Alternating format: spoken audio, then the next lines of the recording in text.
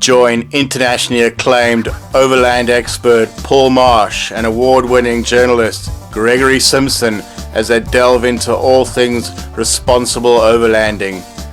From choosing the right vehicle, getting yourself prepared, getting your vehicle prepared, safety tips, and much, much more. Only on Responsible Overlanding. We've got this 76. This is fully packed. Okay, these guys have left all their kit in, and basically this is how it drove on their trip. So it's been up all the way through to Pakistan. It's come all the way back. It's ready to go on another trip. They're not in the country, but as you can see, here we've packed boxes we don't use too often. These are equipment you don't need to get to, clothing, drawers that you live out of, and then lightweight stuff on a shelf here. And then as you can see, they've utilized pockets on the sides here where you can actually make useful pockets. And here, sliding stuff in, pockets again. So the windows are no longer useful, but creating these pockets on the side here have given a lot of useful space. On the back door here, again, a lot of useful space. Things that you could use every now and then. And again, pockets are all made up here that you can utilize and put things in. So you can see quickly how it's really important to find everything's got its place that you use, and you eventually get your vehicle nicely set up. And that takes a bit of time, it takes a few trips. Exactly. It's nice to see a fully packed vehicle as an example. Yeah, and it's again, you can see these type of clothes bags, even a bit big, you can even go a bit smaller. You shouldn't need more than that. I mean, that's got all their warm stuff and everything. Exactly. I even aim to go a bit smaller. Nice.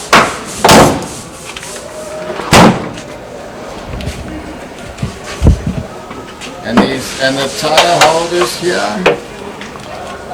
Well, this is the Gobi X. This is the Gobi X bumper, and again, it's proved its time. It's been all the way up through Africa. Here we've got shore power. So he's got shore power in here. He's got an external socket. He had a little cover that went over here. Here he's got a fridge. So he's got his fridge, again a platform, some boxes stored in there.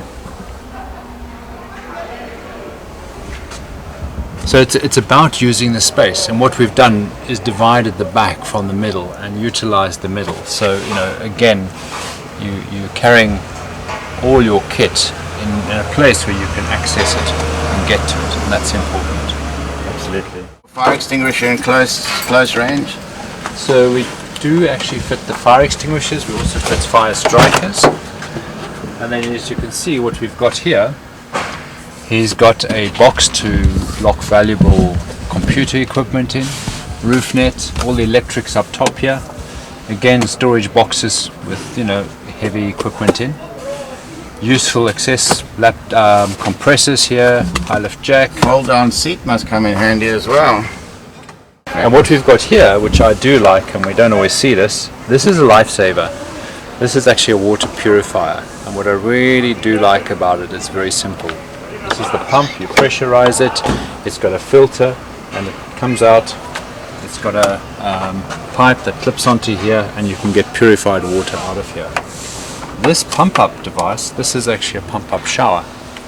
It's an insecticide bottle for what we always use for the weeds, but we use this as a shower. So he'll basically take this, we've shortened it down, and he can use this as a shower, or he can rinse his hands. This uses a lot less water when it's misted out in a very fine spray, and you're carrying an extra few liters of water here. So when it comes to rinsing plates off, washing your hands, just cooling yourself down, washing the windows, it's a great night. This is my shower I take. I've seen some elaborate showers, and this is nice and simple, and not much space used. It's a bit of kit that you can use for a few things, and that's what I like. I rinse my hands, I wash my face, and if you stand there and have a shower with it, you can actually have a good shower. It's a fine mist. It's very good use of water. It saves water in a way.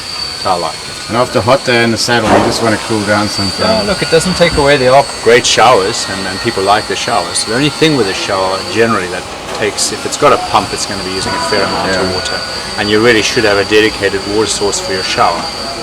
With this, you're dedicated. You've got that amount of water, so it works. And again, utilizing on the doors, you know, putting stuff. And with our water crisis, you know, shouldn't your regular shower at home be more of a misty sort of... Well, that would be ideal. You know, that's something to work on, because you see in some of the shopping centres, they've done that. Yeah. They've misted it. Yeah. And our showers at home, if you had a mist, you'd save a lot of water. Exactly. It's a new idea.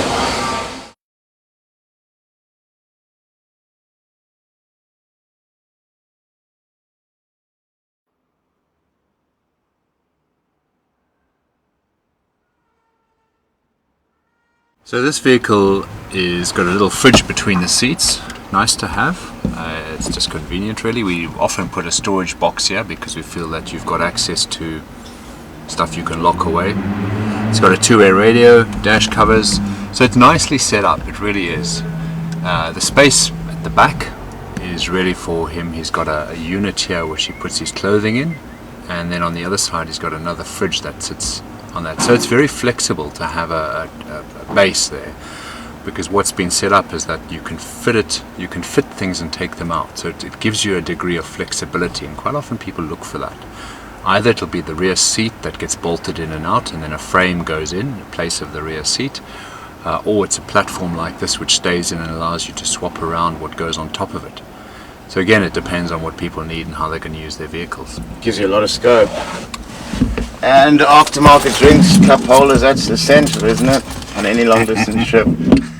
In terms of sound systems, do you improve that as well? Oh, absolutely. You know, you can see here we've actually put this is an aftermarket pod here, which goes on with a speaker mold and pockets to put stuff. So there are some really nice products that are coming out onto the market for these vehicles. And much like any vehicle, you know, once it takes off and people start using it, people develop products. And that's so exciting because they add to the value of us using these trucks. Toyota don't make everything. And of course you get a raft of products. You've got to decide, do you need it? Is it right for you? Do you need it on your expedition? Or is it just a nice to have? Do you ever see a time where these trucks are built for the overlanding industry and not just mining? Look, I think mining in Australia is certainly where it's driven, in this country not. There is possibly an opportunity where a company would set up and go, we're going to build a spec of vehicle for overlanding and kit it out to that. But then it takes away the flexibility of you being able to have an input into your truck. And while everyone has a sort of different need, you know, it's not like we get in a car and we drive it to work every day and we all have a very similar need for that. When you're going traveling, people have a lot of different needs. It's maybe with kids, maybe without kids, it's different parts of the world. So everyone's trying to cater, and it's actually a journey. And part of the journey and experience is part of the fun of building a truck up. And I often say, you know, don't discount the experience and the journey. It's not just about going on the trip. It's not just about buying the truck. The truck is a process, and that's part of your journey. Your education and training is another part of the journey. And it's really important that you take this whole section of preparing yourself before you get in the car to go on a trip as part of your trip, and enjoy it and embrace it and learn and grow, so that when you do go on your trip, you're really feeling confident. And if there's anything I want people to do when they're going on a trip, I want them to feel confident. I want them to go when that they've got their truck well tested, they've put all their equipment in, they know what they're using, they know what they're not using. Not going halfway up the road and going, I've got more kit than I need. And if they can get that right, with the confidence, knowing how to use their cameras, the sat phones, whatever they're taking as far as safety and tools and checks, you go with a lot less concerns and worries. There's enough to take on board when you're traveling on an expedition that can go wrong, and that is different because you're taking yourself out of the environment that you're used to. We drive to work every day and it's almost like a program. Now you get in a truck and you drive up through Botswana and Namibia. We're not used to doing that. So the stresses, the pressures, the changes are different. It adds a level of stress. But you can reduce that if you know your truck, you know what to check for, and that confidence becomes, it sits there and you've got less worries. Basically. You must have some European clients that have never engaged low range in their life before. Look, if it's interesting, because 80% of my vehicles I built for people in England had never driven a four-wheel drive. And that was really a privilege, because The challenge was to get them to the point that they could drive through Africa. So there's quite a challenge. You know, you've never driven a four-wheel drive and you're going to drive through Africa. We're not just going to go to Botswana, we're going to drive through Africa. So how in can my you mind, simulate those situations when you were working in the UK? you can't simulate stick sand. You're just not going to do that. But you do a lot of work with people to get them to understand. And you know, videos give a lot. They don't give you everything because you can't get the feeling, and you need that feeling. But when you watch a video, you're going to get some good feel about, or good thought on, what could I do, especially in recovery scenarios. You can't teach someone all the recovery scenarios, but when they've read some knowledge and they've actually understood how the equipment works, they can apply it. And you know, people on the road learn, and of course when you meet other people on the road, you share knowledge, and that's the collaboration in our industry, and it's a positive outtake. You know, collaborate, share, that's what we're doing.